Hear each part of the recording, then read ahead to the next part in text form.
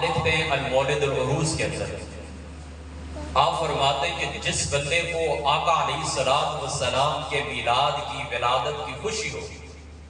وہ خوشی منائے، خوشی کا اظہار کرے،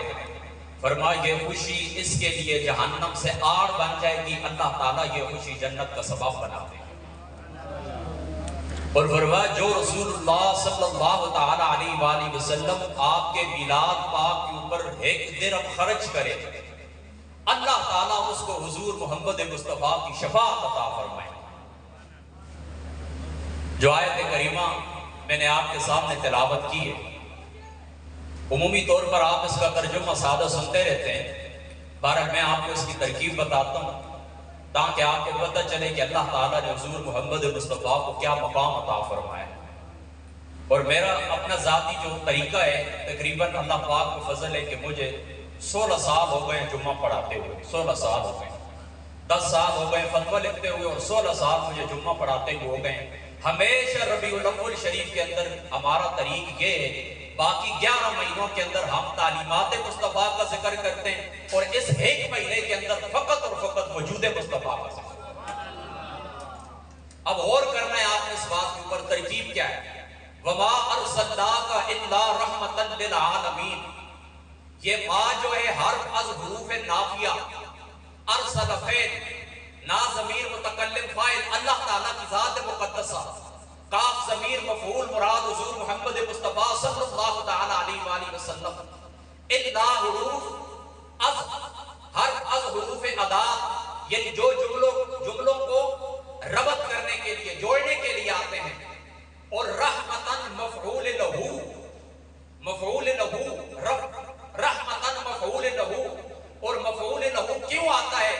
اس لیے آتا ہے کہ وہ فاعل کے فعل کا تمہیں سبب بتاتا ہے۔ تو اب رحمتاً کو اگر مفعول لہو مانے تو پھر ترجمہ یہ بنے گا کہ اے محبوب محمد مصطفیٰ، ہم نے اس کائنات کے اندر یعنی عالمین کے اندر 18,000 جہانوں کے لیے ہم نے حضور محمد مصطفیٰ کو اپنی رحمت کا واحد ذریعہ بنا کر مبعوث کیا۔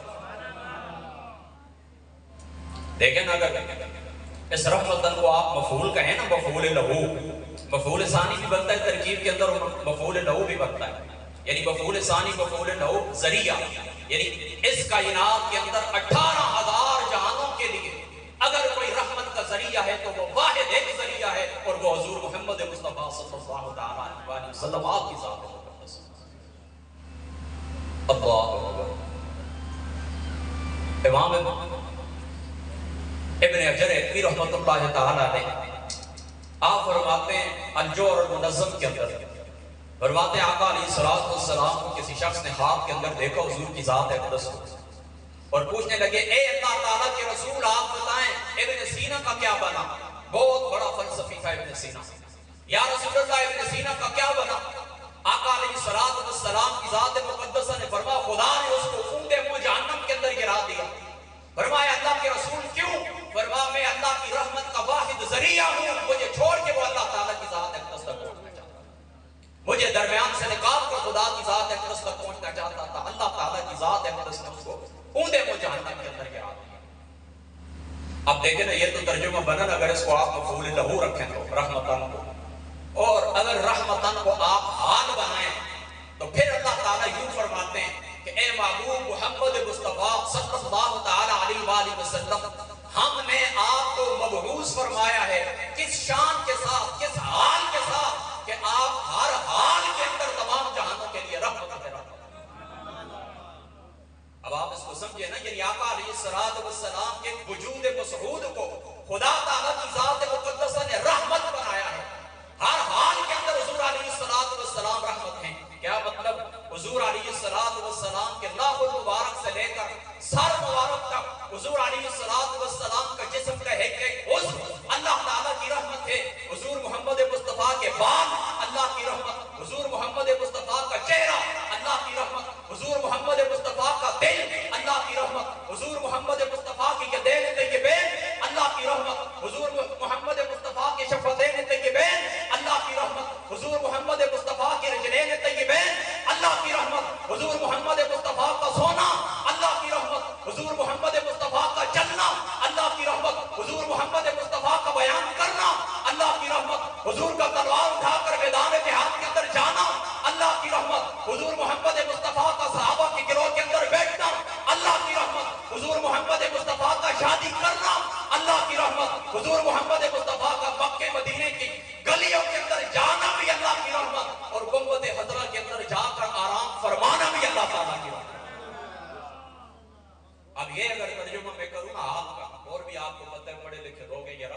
مصدر اس کو اس میں فاعل کے معنی کے اندر لے کر جاؤں، مفعول کے معنی کے اندر لے کر جاؤں، لیکن قاضی ثناء اللہ صاحب پانی پتی رحمت اللہ تعالی علیہ آپ لکھتے ہیں تفسیر فصری کے اندر، آپ فرماتے ہیں کہ انہی دو معنی کو سب سے زیادہ مفسرین نے قبول کیا ہے، لہذا یہی دو صورتیں آپ نے ذہن کے اندر رکھ لی، یعنی آپ ترجمہ کریں گے نا رحمتاً کو حال بنائیں گے تو حضور علیہ السلام کی جو رحمت ہے کسی زمانے کے ساتھ مقید نہیں رہتی، یعنی حضور محمد مصطفیٰ حضرت آدم سے لے کر حضرت عیسیٰ علیہ السلام کی ذات مقدسہ تک تمام نبیوں کے لیے رحمت ہیں، تمام امتیوں کے لیے رحمت۔ اور یہ بھی آپ نے سمجھے کہ حافظ صاحب کو یہ وائی فائرنگ کر رہے ہیں یا میں اپنی طرف سے کہہ رہا ہوں، ایسی کوئی بات بھی نہیں، آپ اٹھا کے دیکھیں امام ابن جوزی کی الجوہر المولد العروس کو اٹھا کے دیکھیں، الجوہر المنظم کو اٹھا کے دیکھیں، آپ فرماتے ہیں لوگوں اس بات کے اوپر تم نے غور کرنا ہے کہ سب سے پہلے اللہ تعالیٰ کی ذات مقدسہ نے آقا علیہ السلام کے نور کو پیدا فرمایا، پھر وہ لاکھوں کروڑوں سال تک اللہ تعالیٰ کے قرب کے اندر رہا، اللہ تعالیٰ کا دیدار کرتا رہا، اور حضور محمد مصطفیٰ کو اللہ تعالیٰ نے آقا علیہ السلام نے فرمایا، آپ مستدرک عدد سید کو اٹھا کر دیکھیں، فرمانا انا مکتوبا خاتم النبیین، فرمایا میں اس وقت اللہ تعالیٰ کے ہاں مرتبہ ختم نبوت کی عمر فائز ہو چکا تھا جب ابھی آدم علیہ السلام کا پتہ بھی تیار ہے۔ فرمایا خدا تعالیٰ کی ذات اقدس نے ہر زمانے کے لیے حضور محمد مصطفیٰ کو رحمت بنا، فرمایا حضرت آدم علیہ السلام کی اللہ تعالیٰ کی بارگاہ کے اندر توبہ قبول ہوئی، وہ رحمت مصطفیٰ کی تھی، فرمایا حضرت شیس نے خدا کو حضور محمد مصطفیٰ کا وسیلہ پیش کیا، حضرت شیس علیہ السلام اللہ کی بارگاہ کے اندر حضور محمد مصطفیٰ کے وسیلے سے متوجہ ہوئے، حضرت اسماعیل خدا کی بارگاہ کے اندر محمد مصطفیٰ کے وسیلے پیش کرتے رہے، حضرت نوح علیہ السلام کی کشتی کو خدا تعالیٰ کی ذات اقدس نے نجات عطا فرمائی، فرمایا وسیلہ مصطفیٰ تھا، حضرت آدم کی توبہ کو اللہ نے قبول کیا، فرمایا وسیلہ مصطفیٰ تھا، فرمایا آہد کار آ جائیں، حضرت نوح کی کشتی کو خدا نے نجات عطا فرمائی، صدقہ مصطفیٰ تھا، اور حضور علیہ السلام کی ذات مقدسہ کا نور تھا، حضرت ابراہیم علیہ السلام کی پشت پاک کے اندر، اس لیے جب نمرود نے آگ کے اندر ڈالا، فرمایا صدقہ مصطفیٰ، وسیلہ مصطفیٰ، نور مصطفیٰ، اللہ تعالیٰ کی ذات اقدس نے حضور محمد مصطفیٰ کی رحمت ابراہیم کو نصیب فرمائی، اللہ تعالیٰ نے نار نمرود سے ان کو نجات عطا فرمائی۔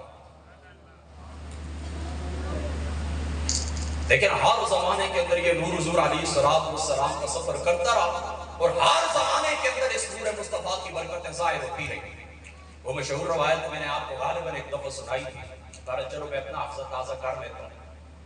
حضرت آدم علیہ السلام اللہ تعالیٰ کی بارگاہ میں روتے رہتے ہیں،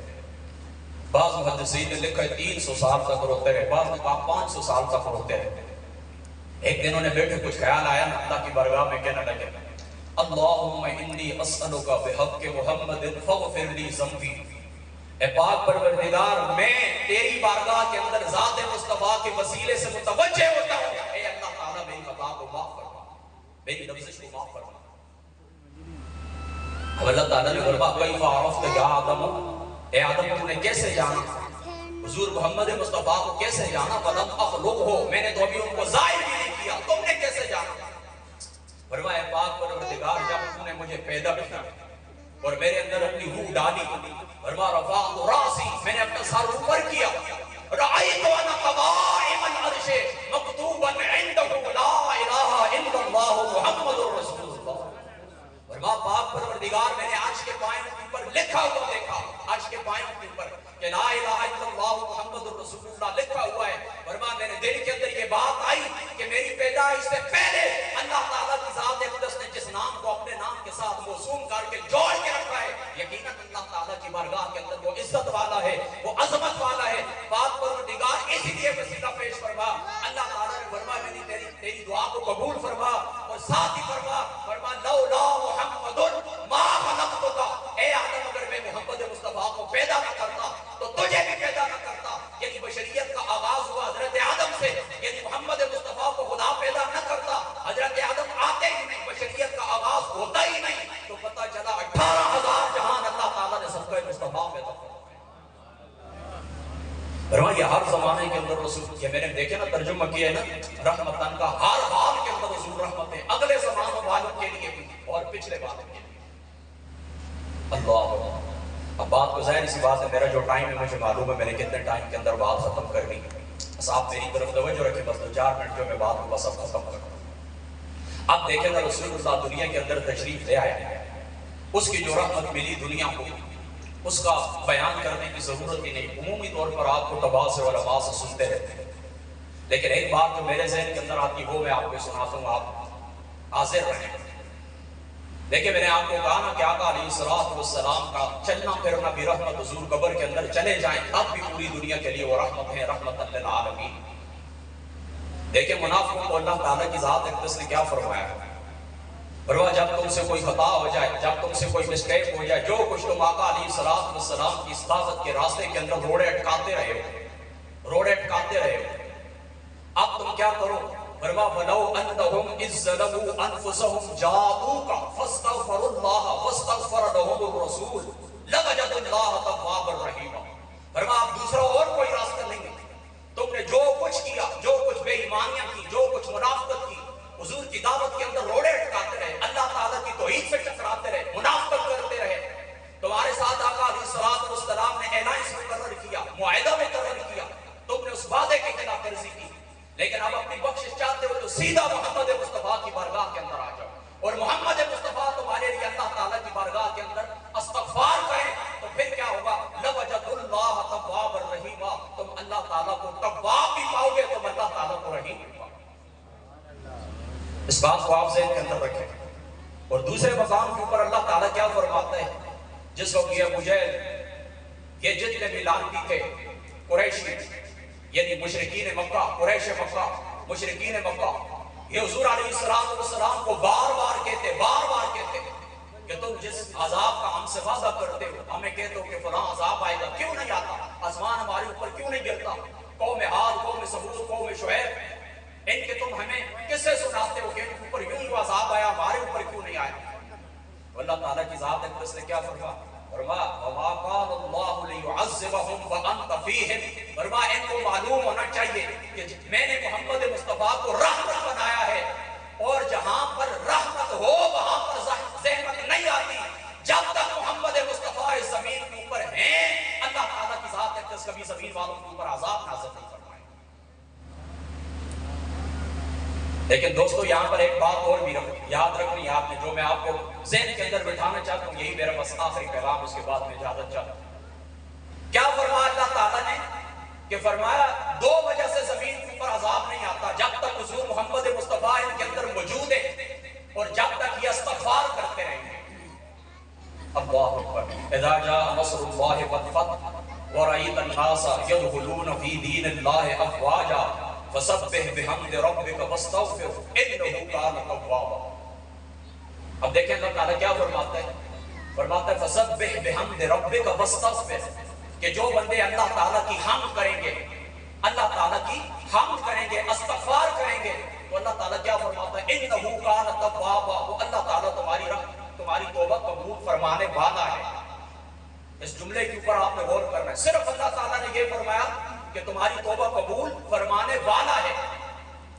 لیکن اب بات آ گئی حضور محمد مصطفیٰ کی، وجود مصطفیٰ کی، وہاں پر اللہ تعالیٰ نے کیا فرمایا کہ جب تم حضور محمد مصطفیٰ کی بارگاہ کے اندر آ جاؤ تو فرمایا اللہ تعالیٰ نے یہ نہیں فرمایا میں توبہ قبول فرمانے والا ہوں، فرمایا لَوَجَدُوا اللَّهَ تَوَّابًا رَحِيمًا، لازماً اللہ تمہاری توبہ کو بھی قبول فرمائے گا، اس کے ساتھ اللہ تعالیٰ تمہیں اپنی رحمت سے بھی ساتھ فرمائے گا۔ تو اس کا مطلب ہے جو تم عبادت کرتے ہو، جو تم دعا کرتے ہو، جو تم استغفار کرتے ہو، استغفار تمہاری عبادات یہ سب پیچھے ہیں، حضور محمد مصطفیٰ کا وجود آگے ہے، رحمت حضور محمد مصطفیٰ کی وجود کی جو برکت ہے وہ عبادات سے زیادہ ہے، وہ عبادات سے زیادہ کامل ہے، وہ عبادات سے افضل ہے۔ عبادت کرتے ہو، استغفار کرتے ہو، خدا کہتا ہے میں توبہ قبول فرمانے والا ہوں، کروں یا نہ کروں یہ میری مرضی ہے، لیکن فرما محمد مصطفیٰ کے وسیلے سے میری بارگاہ کے اندر آؤ گے، فرما لَوَجَدُوا اللَّهَ تَوَّابًا رَحِيمًا، ہر صورت تمہاری توبہ کو بھی قبول فرماؤں گا، ہر صورت تمہیں اپنی رحمت بھی عطا فرماؤں